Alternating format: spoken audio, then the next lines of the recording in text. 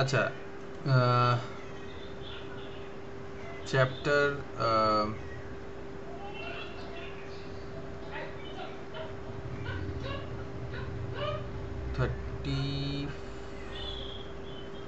32 থেকে শুরু করার কথা, কারণ তার আগে যতদূর অবধি হয়েছিল তারপরে হয়তো একটা চ্যাপ্টার আছে, সেখানে কিছু ইম্পর্ট্যান্ট নেই। চ্যাপ্টার 32 পেজ 276টা রয়েছে। Because in 12 days I shall be released from my oath. তো বলছে what oath? The oath to drink no spirituous স্ক্রিনটা একবার liquid. শেয়ার করুন। হ্যাঁ, সরি।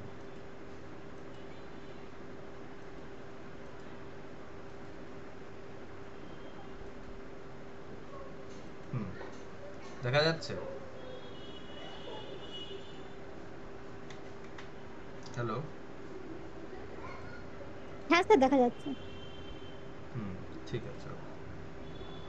তো আম, এখানে যেটা দাগ দেওয়া রয়েছে সেটা হচ্ছে because in 12 days I shall be released from my oath। তো এই ওথের ব্যাপারটাই বলছে, এবং 12 দিনের মাথায় বা 12 দিন পরে ওর এই যে ওথটা আছে, ওর যে সংকল্পটাও নিয়েছিল, যে প্রমিসটাও করেছিল, সেটার থেকেও আর 12 দিনের মধ্যে রিলিজ করে যাবে। তো সেইটাইও এখানে বলছে। তো এখানে 2 নম্বরের প্রশ্ন হতে পারে যে আম, কি কিসের থেকে ওর, কোন জিনিসের থেকে ও 12 দিনের মধ্যে রিলিজ করে যাবে, কি ওথ ছিল, ওই একই আবার ব্যাপারটা আর কি। আহ, তো এরকম ধরনের জিনিসটাই এখানে বলছে। 2 নম্বরের প্রশ্ন আসতে পারে এখান থেকে। ওকে। তো তারপরে বলছে in 12 days it will be 20 years since I swore it and then I mean to enjoy myself, please God। তো ও নিজের ওই এনজয়মেন্টটা 20 বছর ধরে ও করেনি। তো 20 বছরের একটা ও সংকল্প নিয়েছিল, একটা প্রমিস করেছিল যে 20 বা 21 বছর ও এই এটা করবে না, মানে ড্রিঙ্ক করবে না। তো এখন সেটাও করতে পারে, এটাই এখানে বলা রইল। আচ্ছা, তারপরে চ্যাপ্টার নাম্বার 33-তে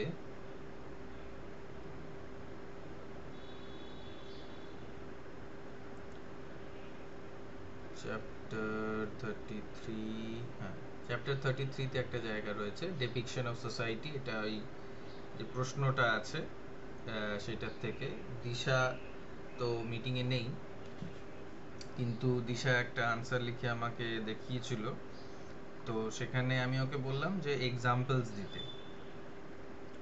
তো এক্সাম্পলস মানে কিভাবে দেবে, তো সেইটাও আমাকে জিজ্ঞেস করছিল। তো আমি তোমাকেও বলে রাখছি যে এটাই হচ্ছে এক্সাম্পল। এইখানে যে মার্ক করে রেখেছি, মানে তুমি যে আনসারটা লিখবে, তোমরা যে আনসারটা লিখবে, তোমাদের গ্রুপে গ্রুপ করে আনসার লিখতে আমি বলে রেখেছিলাম। যাই হোক, তো তোমরা যে আনসারটা লিখবে সেটার এক্সাম্পল এখান থেকে হবে। যেমন ডেপিকশন অফ সোসাইটি উপরে যখন আনসারটা লিখছো, তখন এই চ্যাপ্টার নাম্বার 33 বলবে,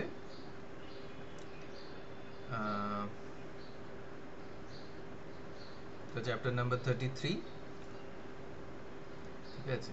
আর এই জায়গাটা কোট করবে এখান থেকে ডাবল কোটসের মধ্যে, ma'am, we of the lower classes know nothing of the gay leisure that such as you enjoy. তো কোনো একজন ব্যক্তি হয়তো এটা লিউসেটাকে বলছে যে আমরা যারা লোয়ার ক্লাসেসের ব্যক্তি, তারা ওইসব আনন্দ, ওইসব এনজয় করতে পারি না যে জিনিসগুলো আপনারা, যেহেতু আপনারা বড় লোক, তাই জন্য আম, আম, আমরা ওটা এনজয় করতে পারি না যেটা আপনি এনজয় করছেন। গে বলতে এখানে আনন্দ, মানে আনন্দের সঙ্গে যে ফ্রি টাইমটা অনেক সময় মানুষ এনজয় করে। তবে এখানে ডেপিকশন অফ সোসাইটি কেন দেওয়া রয়েছে, কারণ এইখানে দুটো ক্লাসের ব্যাপারে বলা হচ্ছে, শ্রেণীর ব্যাপারে বলা হচ্ছে। অবশ্যই তুমি বুঝতে পারছো যে সোসাইটির একটা রিয়ালিটি, সোসাইটির একটা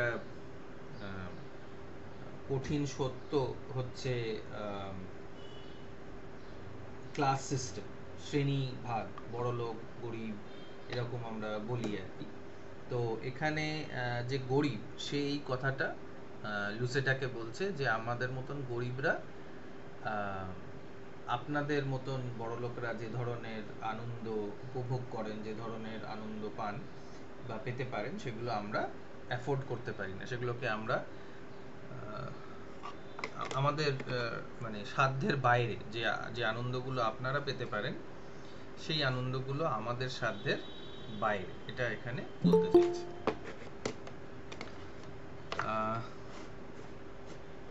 তো এখানে প্রশ্নটা একটা হতে পারে যে কি আনন্দের ব্যাপারে কথা হচ্ছে, সেটা একটা মানে কোয়েশ্চেন হতে পারে যে what is the leisure, what is the entertainment or gay leisure that is being talked here, এমন কি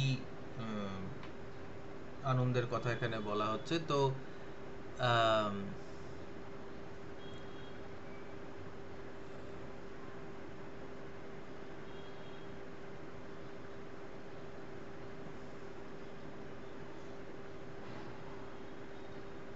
এখানে একটুখানি আগে যদি আমরা যাই তাহলে হয়তো দেখতে পাবো।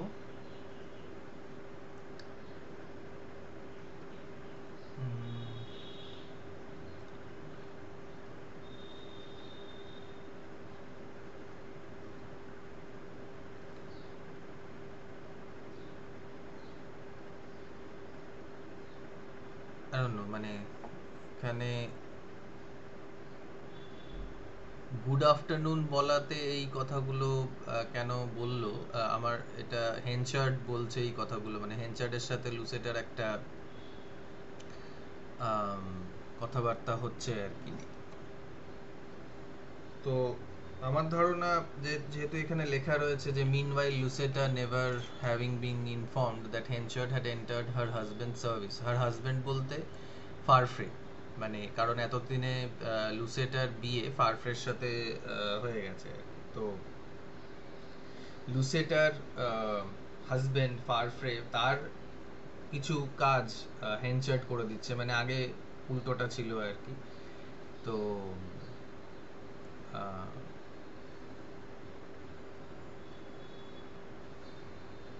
হেনচার্ড ওকে বিদ্রূপ করে এই কথাটা বলছে যে আমরা লোয়ার ক্লাসের লোকজন আপনাদের মতন বড় লোকদের গুড মর্নিং গুড নাইট এইসব ইত্যাদি আমরা করতে পারি না। যেমন ওই হোয়াটসঅ্যাপ মেসেজেস গুলো অনেক সময় আসে, গুড মর্নিং গুড নাইট, কাজকর্ম অনেক সময় মানুষের থাকে না, তো এইসব জিনিসগুলো পাঠাতে থাকে আর কি গ্রুপে। তো সেরকমই মানে আমরা তখন বলি যে কাজ নেই, এইসব খালি পাঠাচ্ছে।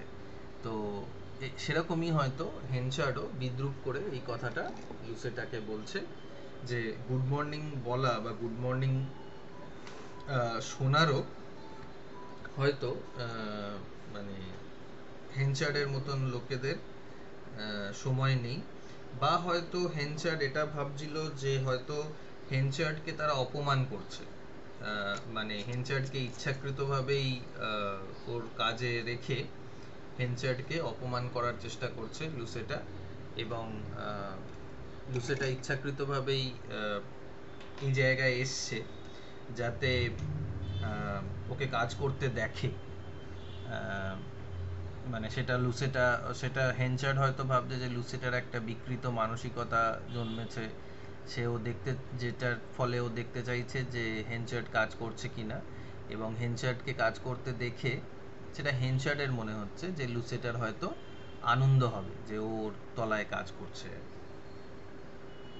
এখানে ডেপিকশন অফ সোসাইটিটা আমরা বুঝতে পারছি যে লোয়ার ক্লাসেসদেরকে কিভাবে আপার ক্লাসেসরা দেখতো, বা আপার ক্লাসেসদেরকেই বা কিভাবে লোয়ার ক্লাসেসরা দেখতো বা মনে করতো। এই চ্যাপ্টারে আর কিছু নেই। চ্যাপ্টার 35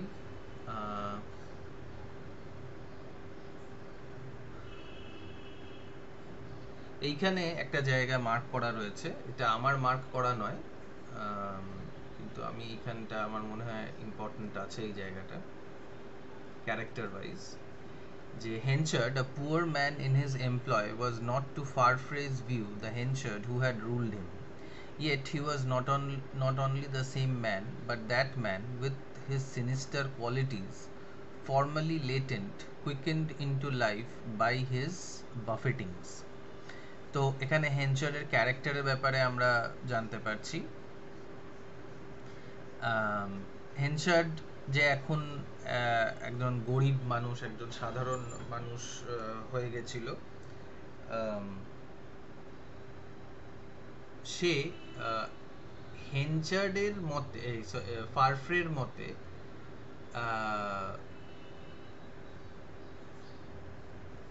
ওই হেনচার্ড নয় যে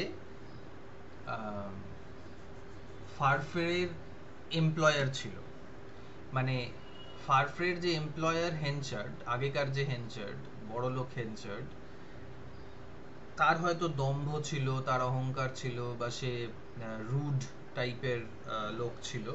কিন্তু এই লোকটা, মানে ফারফ্রের আন্ডারে যে কাজ করছে, যে হেনচার্ড কাজ করছে, সে হাম্বল, বা সে ওরকম টাইপের লোক নয়, মানে কাঠখোট্টা নয় বা উল্টোপাল্টা কথা বলার লোক নয়।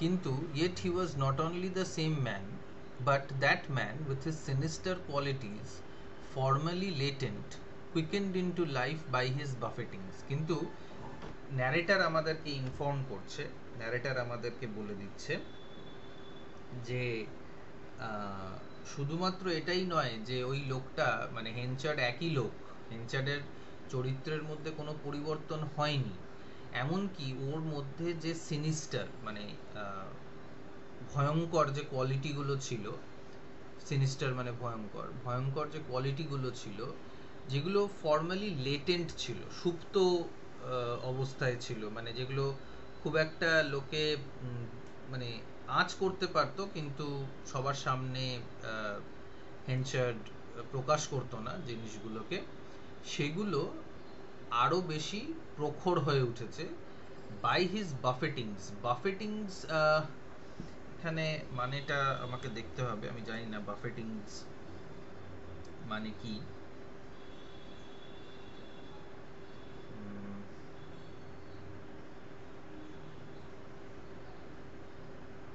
Buffeting,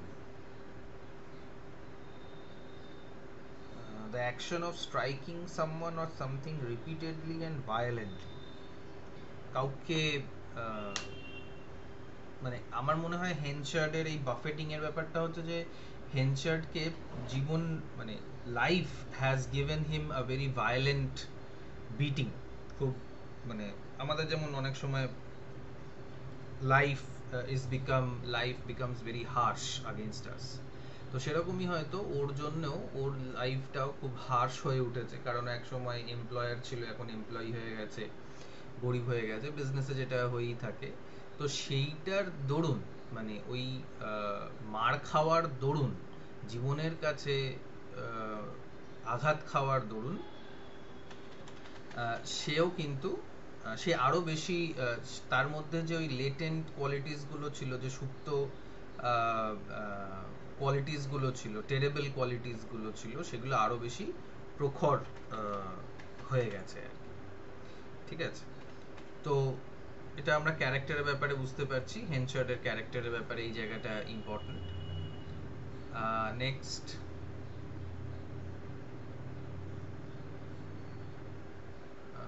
এই চ্যাপ্টারে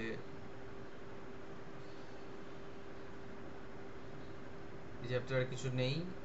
35, এইখানে একটা ক্যাস্টারব্রিজ ক্রনিকল বলে একটা নিউজ পেপার বা একটা পিরিয়ডিক্যালের কথা বলা রয়েছে। ঠিক আছে, তো এইখান থেকে একটা প্রশ্ন হতে পারে যে what is the name of the newspaper or periodical mentioned in chapter 35 or found in the novel, তাহলে সেটা হচ্ছে ক্যাস্টারব্রিজ ক্রনিকল। ঠিক আছে, কারণ এখানে বলাই রয়েছে যে কিছু ক্রাইম কমিটেড হয়েছে ইত্যাদি, বা স্পেশাল এডিশন, তো এইখান থেকে আমরা বুঝতে পারছি যে এটা কোনো একটা নিউজ পেপারের নাম। তো এখানে আমরা এখান থেকে একটা কোয়েশ্চেন হতে পারে যে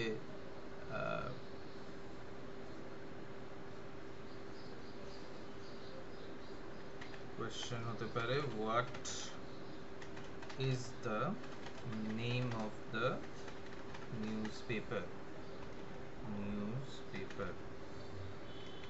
ঠিক আছে, ওকে, লেটস কন্টিনিউ।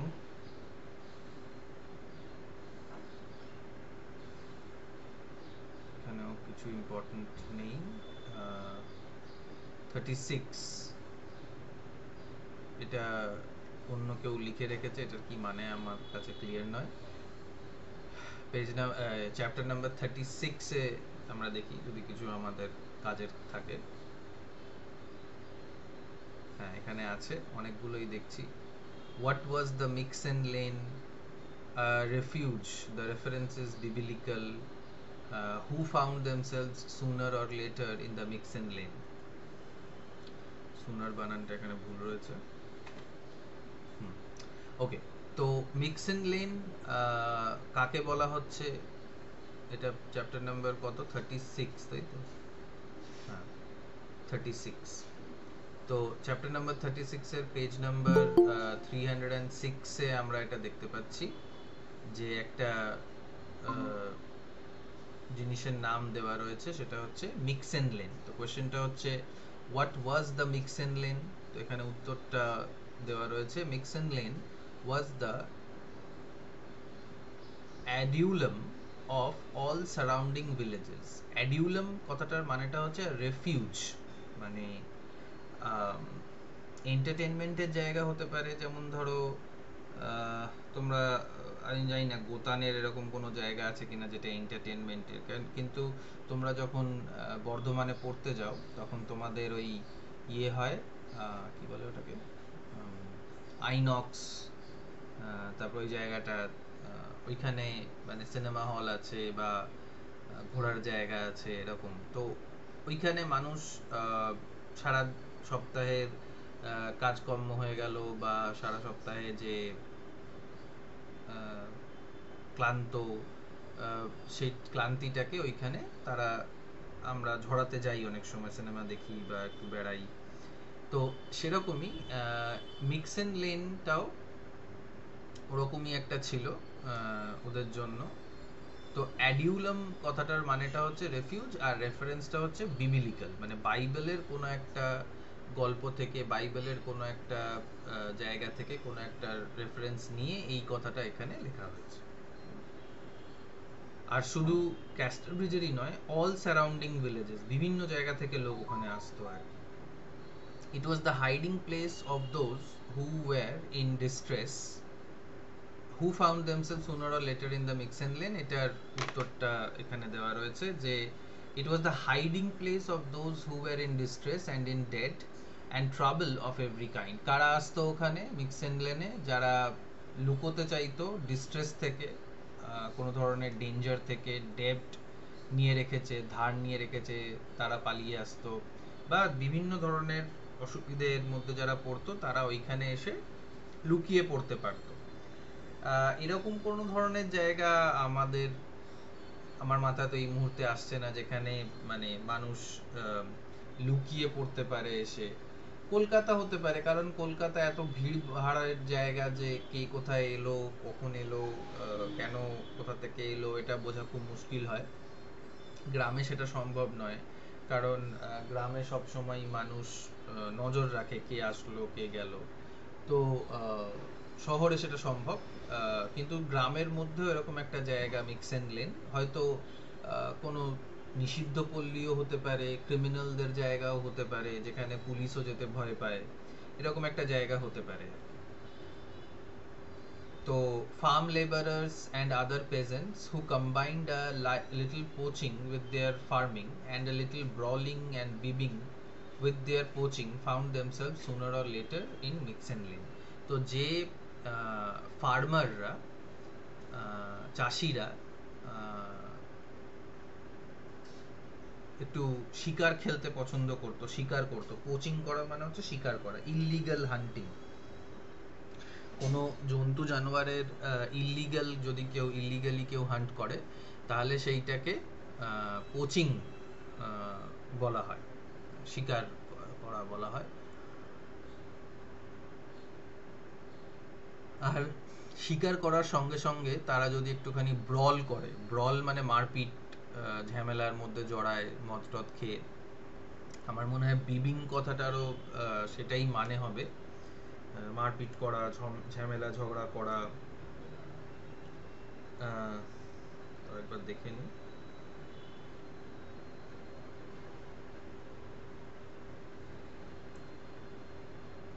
বিবিং, হ্যাঁ, মদ খাওয়া, বিবিং মানে হচ্ছে টু ড্রিঙ্ক, ঠিক আছে? তো ওই মদ খেয়ে ঝামেলা করা, বাওয়াল করা, ব্রল করা, এইসব জিনিসগুলোকে যারা করে, যে ফার্মার্সরা, তাদেরকে, তারা বেশিরভাগ সময় তারা কোথায় চলে আসতো? এই মিক্সেন লেনে চলে আসতো। এটাও এটাও ডেপিকশন অফ সোসাইটির একটা পয়েন্ট হতে পারে। এটা একটা মানে তখনকার সোসাইটি বা তখনকার ওয়েসেক্স নভেল যেটা, সেইটার একটা ডেসক্রিপশন এটা হতে পারে, যেখানে আমরা এটা দেখতে পাচ্ছি যে এমন একটা জায়গা আছে টোটাল ইয়েতে, ক্যাস্টার ব্রিজের এলাকায়, যেখানে এরকম ধরনের একটা এনভায়রনমেন্ট আছে, একটা ডিস্কো টাইপের, একটা ক্লাবের মতন, যেখানে ললেসনেস, যেখানে আইন কানুনের যে দাপটটা সেটা একটুখানি কম, কারণ ওইখানে লোকে মারপিট করে, লোখানে মানে খারাপ সঙ্গ মানুষের হয়, এরকম একটা জায়গা আর কি। যেমন ইংল্যান্ডে তোমরা হয়তো শুনেছো এই এই নামটার কথা, Drury lane. Drury, DRURY, Drury, Drury lane. Drury lane এরকম একটা জায়গা ছিল ইংল্যান্ডে, কিন্তু কলকাতায় এরকম বা বর্ধমানের দিকে এরকম কি জায়গা আছে জানি না, যেটা ইনফেমাস, যেখানে মারপিট করে লোকজন, মদ খায়, খারাপ সঙ্গে মেশে ইত্যাদি, বা পুলিশ থেকে, ল থেকে পড়ার জন্য, লুকিয়ে পড়ার জন্য পালায় আর কি, সেরকম একটা জায়গা। নেক্সট। স্যার এটা গোটা পশ্চিমবঙ্গটাকে বলা যাবে না? ঠিক বলেছ, গোটা পশ্চিমবঙ্গই তাই, specially school, college, hospital, police station, এগুলোই তাই। আচ্ছা, তারপরে হচ্ছে 37, নেক্সট চ্যাপ্টার, চ্যাপ্টার 37। এখানে প্রশ্নটা হচ্ছে, what was the event a royal personage was about to pass through the borough uh, on his course further west to inaugurate an immense engineering work out of that way. তো একটা event এখানে বলা হচ্ছে, একটা ঘটনা ঘটছে chapter number 37 এ। সেটা হচ্ছে, the current affairs of Casterbridge were interrupted by an event of such magnitude that its influence reached the lowest social stratum there, stirring the depths of its society simultaneously with the preparations for the Skimmington. It was one of the excitements which, when they move a country town, leave a permanent mark upon its chronicles, as a warm summer permanently marks the ring in the tree trunk corresponding to its date. তো ইভেন্টটা কি ছিল? একটা বড় ধরনের event হলো castor ব্রিজে, যেটা ক্যাস্টার ব্রিজের সাধারণ লাইফকে ইন্টারাপ্ট করলো। এমনকি স্কিমিংটন, যে প্রিপারেশনটা হচ্ছিল, যে ইভেন্টটা হয় আর কি, স্কিমিংটন ইভেন্ট, সেটাকেও মানে সেটার সঙ্গে সঙ্গে এই ইভেন্টটার জন্য মানুষ তৈরি হতে লাগলো।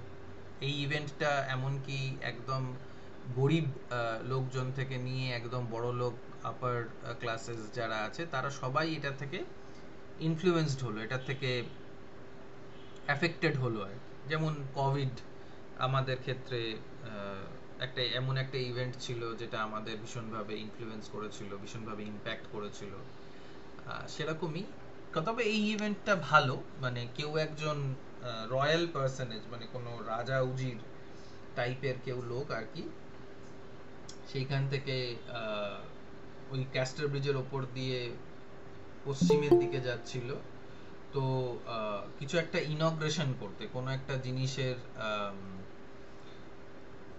ফাতেমাকে তো একবার করলাম তো এনিওয়ে।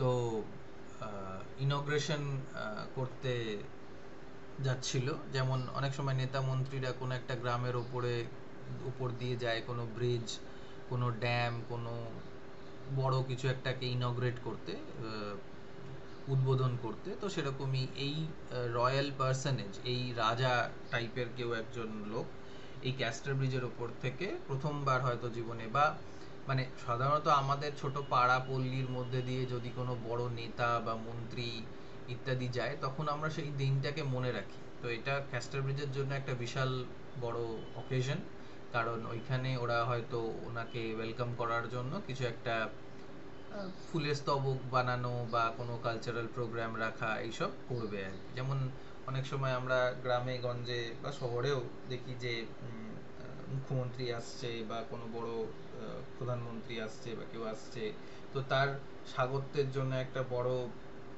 একটা দরজা টাইপের বানানো হয়, একটা দ্বার বানানো হয়, সেখানে লেখা থাকে ওয়েলকাম সো অ্যান্ড সো যে আসছে। তো সেটা একটা বড় ইভেন্ট হয় একটা ছোট জায়গার জন্য। তো এখানে একই সময় ক্যাস্টার ব্রিজকে একটা ছোট জায়গাও বলে দেওয়া হচ্ছে, আবার এটাও বলে দেওয়া হচ্ছে যে এই রাজা রাজরাদের যে আসা যাওয়া, সেটাতে মানুষের দৈনন্দিন জীবনের ওপরে কেমন একটা ইম্প্যাক্ট হয় সেটাও এখানে বলে দেওয়া হচ্ছে। যেমন যদি কোনোদিনও কলকাতায় আসো, তাহলে যদি কোনো মানে একদিন আমার এরকম ঘটনা, তখন তোমাদের কলেজেই পড়াচ্ছি, গোতানেই পড়াচ্ছি, তো যেতে গিয়ে রাস্তায় দেখি রাস্তা বন্ধ, যাওয়া যাবে না। কেন না, কারণ প্রেসিডেন্ট এসছে, তো ব্রিজ ফিজ সব বন্ধ, ওখান দিয়ে যাওয়া যাবে না। মানে প্রেসিডেন্ট আসলে সাধারণ মানুষ চলাফেরা করতে পারবে না, এটা হয়ে গেছে ব্যাপার আর কি। ঠিক আছে, তো সেটা আগেও ছিল, এখনো রয়েছে। So this is also a depiction of society. তো আর একটাও প্রশ্ন রয়েছে, when was the last royalty seen at castor bridge? Last কবে ক্যাস্টার ব্রিজে একজন রাজা কে দেখা গেছিল আর কি। তো এখানে উত্তরটা রয়েছে, royalty had not been seen in castor bridge since the days of third king George, and then only by candlelight for a few minutes, when that monarch on a night journey had stopped to change horses at the king's arms. তো king George the third মানে George the ফোর্থের বাবা perhaps, তাও আবার মানে অনেক আগেকার হয়তো কেউ একজন, তো তাকে দেখা গেছিল শেষবারের মতন ক্যাস্টার ব্রিজে, মানে রাজা উজির টাইপের, রাজার টাইপের একজনকেই দেখা গেছিল অনেক বছর আগে, সেটা হচ্ছে কিং জর্জ দ্য থার্ড। এবং সে কিছুক্ষণের জন্যই এসেছিলেন, উনি রাত্রিবেলা জার্নি করছিলেন, আর এই কিংস আর্মস বলে যে জায়গাটা আছে সেইখানে তিনি ঘোড়া বদল করেছিলেন, মানে একটা ঘোড়া ছেড়ে আর একটা ঘোড়া ধরে সে চলে গেছিলেন। ওকে, নেক্সট।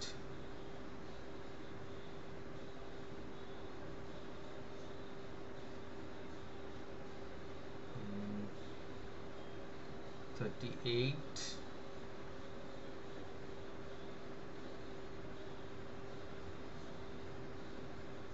38 এর একটা জায়গা, 38 এর পেজ নাম্বার 331। কোয়েশ্চেন হচ্ছে, why did Henchard want to kill Farfrae? তো এবার আমরা নভেলের শেষের দিকে আসছি, ক্লাইম্যাক্সের দিকে আসছি। তো এইখানে গ্র্যাজুয়ালি যে সম্পর্কগুলো তৈরি হয়েছিল, ভাঙছিল, গড়ছিল, সেইগুলো একটা চরম জায়গায় এবার চলে আসছে। তো এখানে মারামারির একটা ব্যাপার চলে এসছে। সেখানে আমরা দেখতে পাচ্ছি যে হেনচার্ড ফারফ্রেকে মারার ইচ্ছে হয়েছে, হেনচার্ডের ফারফ্রেকে কেন হয়েছে সেটা আমরা এখানে দেখতে পাচ্ছি। As I did thee at one time, and now, though I came here to kill thee, I cannot hurt thee. তো প্রশ্নের উত্তরটা এখানে ডাইরেক্টলি দেওয়া নেই আমাদের কাছে, যে কেন ফারফ্রে হেনচার্ডকে মারতে চাইছিল। কারণ হেনচার্ডের মনে হয়েছিল যে ফারফ্রে কোনো সময় তার হবু স্ত্রী মানে লুসেটাকে তার থেকে দূরে করে দিয়েছে, কোনো সময় হেনচার্ডের মনে হয়েছে যে ফারফ্রের জন্য হেনচার্ডের বিজনেস বসে গেছে, কোনো সময় আবার হেনচার্ডের এটা মনে হয়েছে যে ফারফ্রে তার মেয়ে, মানে তার বায়োলজিক্যাল মেয়ে না হোক কিন্তু তার মেয়ে এলিজাবেথকেও তার থেকে দূরে সরিয়ে দিচ্ছে। আসলে বেশিরভাগ ঝামেলা যেগুলো আমাদের সমাজে বা আমাদের লাইফে, আমাদের রিলেশনশিপসে হয়, সেগুলো ভুল বোঝাবুঝি থেকে হয়। যদি আমরা প্রথমেই কারোর সাথে গিয়ে কথা বলে নিই বা যার প্রতি আমাদের মনের মধ্যে কোনো ভুল ধারণা জন্মাচ্ছে, তাকেই যদি কি ডাইরেক্টলি জিজ্ঞেস করি যে এটা কি সত্যি যে এরকম কিছু হয়েছে বা এরকম কিছু কি ঘটনা ঘটেছে বা আমি এটা শুনেছি আর তুমি এটা বলছো বা তুই এটা বলেছিস আমার নামে, তাহলে কিন্তু অর্ধেক ঝামেলা মিটে যায়। কিন্তু আমরা নিজের ইগোটা মেনটেন করি, আমরা নিজের ইগোতে থাকি, অহংকার থাকে আমাদের অনেকের। তো সেটার জন্য আমরা আমাদের নামে কে কি বললো সেটা যে বলেছে তার কাছে ভেরিফাই না করে আমরা তার উপর রাগ করতে শুরু করি, অথচ হয়তো সে কিছু বলেইনি, কিন্তু আমাদের ধারণা যে হয়তো সেই লোকটা বা মহিলাটি আমাকেই কিছু একটা বলেছে এবং তার সঙ্গে আমার একটা শত্রুতা সেইভাবে জন্মায়। তো সেরকমই হেনচার্ডের 3টে কারণ ছিল ফারফ্রেকে মারার ইচ্ছার পেছনে। এক হচ্ছে যে হেনচার্ড লুসেটাকে হয়তো বিয়ে করতে চাইতো, লুসেটা সেরকমই একটা হিন্ট দিয়েছিল হেনচার্ডকে, কিন্তু হেনচার্ডকে বিয়ে না করে লুসেটা ফারফ্রেকে বিয়ে করে নেয়। তারপরে আবার হেনচার্ডের মনে হয়েছে যে ইয়ের জন্য, মানে ফারফ্রের জন্য ওর বিজনেসটা লস হয়েছে, ওর বিজনেসটা খারাপ হয়েছে, বিজনেস বসে গেছে। আর থার্ড, আরো রিসেন্টলি যেটা ঘটছে সেটা হচ্ছে যে হেনচার্ডের মনে হচ্ছে যে ফারফ্রে এলিজাবেথকেও ওর থেকে দূরে করে দিচ্ছে। তো এই 3টে কারণের জন্য, বা একটা ইমিডিয়েট কারণ এটা হতে পারে যে যেহেতু হেনচার্ড ইয়ের জন্য কাজ করছে, ফারফ্রের জন্য, তো হয়তো হেনচার্ডের কোনো একটা জায়গায় মনে হয়েছে যে হয়তো হেনচার্ড ওকে অপমান করেছে। কারণ অনেক সময় যারা এমপ্লয়ার হয়, যারা মালিক হয়, তারা সাধারণ মানুষদের, যারা ওর আন্ডারে কাজ করছে তাদেরকে অপমান করে। তো এই কারণগুলো হতে পারে আর কি। এটা 5 নম্বরের জন্যও এই প্রশ্নটা আসতে পারে যে why did হেনচার্ড want to kill ফারফ্রে, ফারফ্রেকে কেন মারতে চাইছিল হেনচার্ড, চ্যাপ্টার 38 এ বোধহয়। Okay, next chapter 39।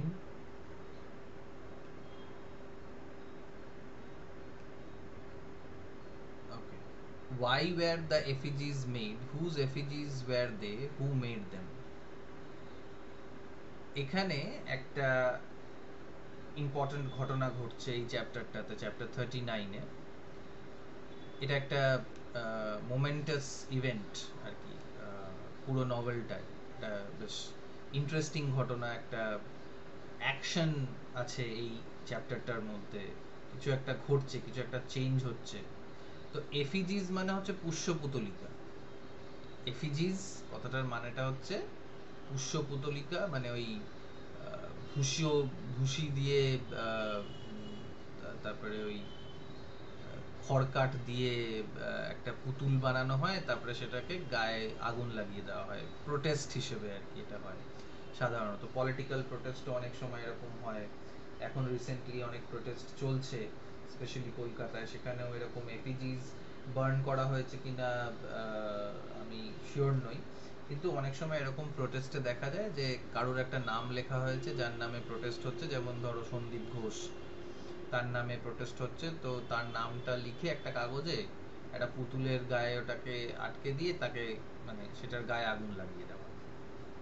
তো এফিজিস এখানে বার্ন করা হচ্ছে, এখানে পোড়ানো হচ্ছে, কিন্তু এখানে কার এফিজি তৈরি করা হয়েছিল, ওয়াই ওয়্যার দ্য এফিজিস মেড, এফিজিস গুলো পুতুলগুলো তৈরি করা হয়েছিল কেন, কার পুতুল ছিল বা কাদের পুতুল ছিল, কারা বানিয়েছিল। তবে এই চ্যাপ্টারটা তোমরা পড়বে, এই চ্যাপ্টারটা পড়ে তারপরে সেটার উত্তর তোমরা পেতে পারো। আমি এই মুহূর্তে তোমাদের উত্তরটা দেব না, তোমাদের নিজেদেরকে পড়তে হবে, পড়ে এই জায়গার এই যে উত্তরটা আছে সেটা তোমরা দেবে, ঠিক আছে? ওকে, নেক্সট পেজ নাম্বার 339-এ ব্লো বডি বলে একজনের নাম দেওয়া রয়েছে। তো এখানে প্রশ্ন হচ্ছে, who was Blowbody? Blowbody কে ছিল? তো Blowbody was the third of the three বড় ম্যাজিস্ট্রেটস, মানে ওনার নাম ছিল মিস্টার ব্লো বডি। তো ব্লো বডি কে ছিল? Was the third of the three বড় ম্যাজিস্ট্রেটস, মানে তিনটে বড় ছিল, তিনটে মিউনিসিপ্যালিটি বলতে পারো, পঞ্চায়েত বলতে পারো। তো তিনটে পঞ্চায়েতে তিনজন ম্যাজিস্ট্রেট ছিল। তো ব্লো বডি ছিল হচ্ছে তৃতীয় ম্যাজিস্ট্রেট আর কি, তৃতীয় বড় ম্যাজিস্ট্রেট। 2 নম্বরের প্রশ্ন ছিল ওটা। আচ্ছা, 40, চ্যাপ্টার 40-তে কিছু নেই। চ্যাপ্টার 41,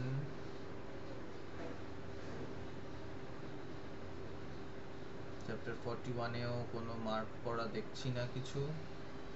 ওকে, হ্যাঁ এখানে আছে, চ্যাপ্টার 41-এ একটা জায়গা মার্ক করা রয়েছে পেজ নাম্বার 359-এ, সেটা হচ্ছে the pool he was intending to make his death bed. এটা একদম শেষের দিকে আমরা চলে এসেছি নভেলের। তো এইখানে হেনশার্ড ইজ কন্টেমপ্লেটিং সুইসাইড। হেনশার্ড নিজের মৃত্যু নিজেই ঘটাতে চাইছে, হেনশার্ড সুইসাইড করতে চাইছে। তো সেখানেই এটা, মানে এই কথাটা ওইখানেই বলা আর কি, যে ও একটা জলস্রোতের কাছে রয়েছে, একটা হয়তো পুকুর বা হ্রদ তার সামনে রয়েছে, এবং সে এই পুলটায়, সে এই ইয়েটায়, সুইমিং পুল নয়, মানে এই জলাশয়টায় ঝাঁপ দিয়ে নিজের লাইফটাকে শেষ করতে চাইছে। আর এটার নাম হচ্ছে 10 হ্যাচেস হোল। 10 হ্যাচেস হোল মানে এই জায়গাটার নাম, মানে একটা গর্ত বলা হচ্ছে এটাকে অ্যাকচুয়ালি। তো এখানে জল জমে রয়েছে, হয়তো এটা প্রাকৃতিক কোনো কাজে, প্রাকৃতিক কোনো কারণে এটা হয়েছে, বা অনেক সময় মানুষ অনেক মাটি খুঁড়ে রেখে দেয়, সেখানে জল জমে যায়, পরবর্তীকালে সেটা একটা হ্রদ বা পুকুরের মধ্যে পরিণত হয়, সেরকম একটা হতে পারে। কিন্তু প্রশ্নটা এরকম হতে পারে যে হোয়াট ইজ দ্য 10 হ্যাচেস হোল? তো এই 10 হ্যাচেস হোলটা হচ্ছে যে জায়গাটা যেখানে হেনশার্ড সুইসাইড করার জন্য আসে আর কি।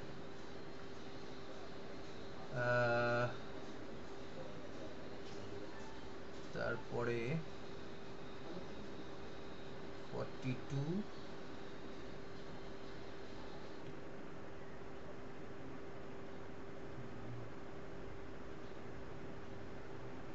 এটা জাস্ট ডেট মার্ক করা রয়েছে, 42, 43,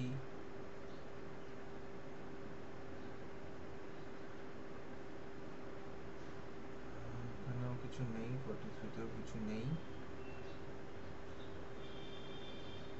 44,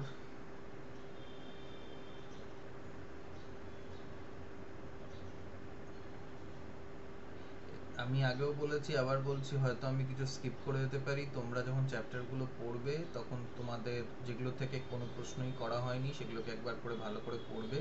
সেখানে যদি তোমাদের মনে হয় যে কোনো প্রশ্ন হতে পারে, তাহলে সেটা তোমরা নিজেরাই মার্ক করবে, না পারলে আমায় বলবে, আমি দেখব। 45, 45-এ একটা চ্যাপ্টার 45 এ পেজ নাম্বার 401, সেইখানে অ্যাজ আ ওয়েসেক্স নভেল সেটার একটা হিন্ট দেওয়া রয়েছে, একটা পয়েন্ট দেওয়া রয়েছে। দে সার্চড এগডেন, মানে একটা ওপেন স্পেস আছে যেখানে কিছুই নেই, গাছপালাও নেই, কিছুই নেই, সেখানে ওই ছাগল গরু এগুলো এরা চড়তে যায়, কিন্তু জায়গাটা জাস্ট একটা ওপেন স্পেস, জাস্ট একটা মাঠ, এমন একটা মাঠ যেখানে কোনো চাষবাস হয় না, কিন্তু জাস্ট একটা ওপেন জায়গা, গাছপালাও নেই, জাস্ট কিছু ঘাস হয়ে রয়েছে, যেখানে গরু ছাগলরা মাঝে মধ্যে চড়তে যায়। তো ওইখানে সবাই মিলে হেনচার্ডকে খুঁজতে গেছে। তারপরে আর একটা জায়গা আছে, what was the prominent feature of Angleberry. তো Angleberry, a prominent feature of which in the form of a blasted clump of firs on the summit of a hill they soon passed under. তো অ্যাঞ্জেলবেরি বলে একটা জায়গা আছে। তো অ্যাঙ্গেলবেরি তে prominent ফিচারটা কি না, একটা ব্লাস্টেড মানে ওটার উপরে পড়েছিল, বাজ পড়েছিল। ক্লাম্প মানে একগুচ্ছ, ফার এক ধরনের গাছ। তো একগুচ্ছ পোড়া গাছ একটা হিলের মাথায়, একটা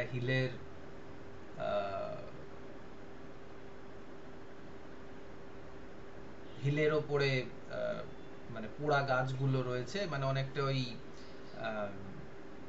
ম্যাকবেথের ওপেনিং সিনের মতন আর কি, মানে একটা খোলা জায়গা, বিদ্যুৎ চমকাচ্ছে, সেইখানে পোড়া গাছ রয়েছে, এটা ভৌতিক একটা গথিক অ্যাটমসফিয়ার রয়েছে আর কি এখানে। তো কোয়েশ্চেনটা হচ্ছে যে what was the prominent feature of Angleberry. তো প্রমিনেন্ট ফিচার হচ্ছে যে একটা হিলের ওপরে কিছু পোড়া গাছ, বিদ্যুৎ পৃষ্ঠ কিছু গাছ রয়েছে। এটা একটা অ্যাটমসফিয়ার বিল্ডিং, মানে এটাকে ফোরবুডিংও বলা যেতে পারে, FOREBODING। ফোরবুডিং মানে আগের থেকে আমরা এটা বুঝতে পারি যে কিছু একটা খারাপ হতে চলেছে। তো এখানেও হয়তো হেনচার্ড মারা যাবে, তো সেটা একটা খারাপ জিনিস হবে। হিরো হেনচার্ড, মেয়র অফ ক্যাস্টারব্রিজ, সে মারা যাচ্ছে, তো এর একটা সিম্বলিক্যাল মিনিং আমাদের কাছে দিল। যেমন হিন্দুদের মধ্যে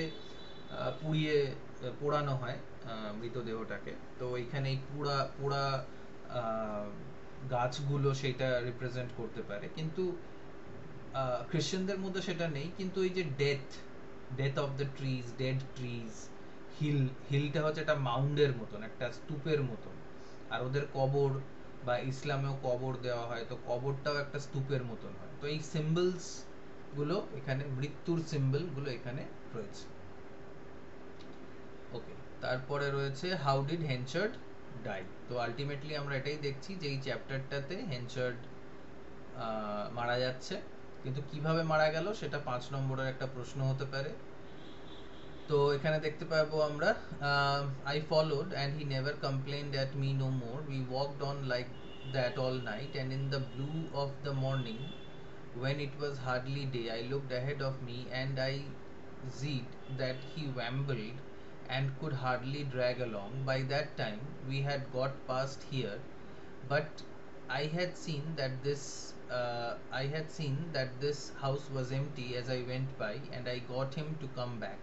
তো অ্যাকচুয়ালি হেনচার্ড মারা গেল হচ্ছে এক্সশন থেকে, প্রচুর মানে দুঃখে কষ্টে সে নিজের জায়গা, নিজের গ্রাম ছেড়ে দিয়ে, যেমন আগে একবার সে মানে হাঁটাহাঁটি অনেক দূরে চলে গেছিল আর কি, হাঁটতে হাঁটতে ক্যাস্টার ব্রিজে চলে এসেছিল অ্যাকচুয়ালি।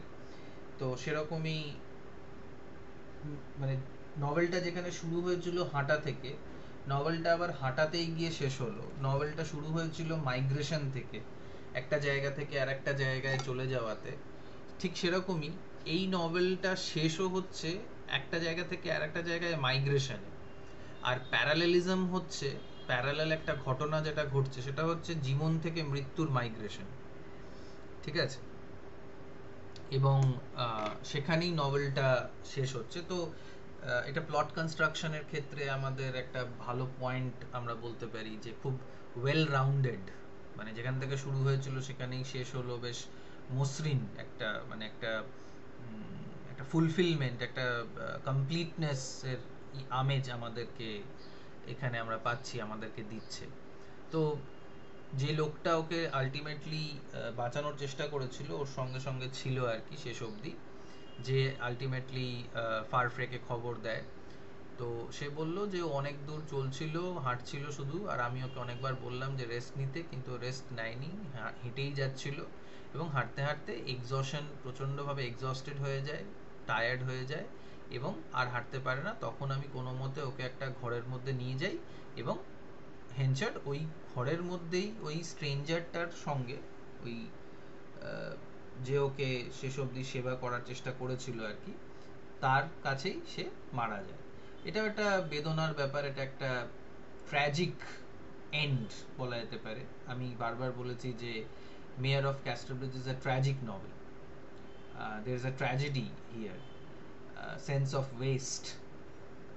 তো বিড়ম্বনাটা হচ্ছে, বা বেদনার জায়গাটা এটা, যে শেষ অবধি একজন হিরোকে, একজন মেয়ারকে, একজন লিডারকে, তার মেয়ে আছে, তার জামাই আছে,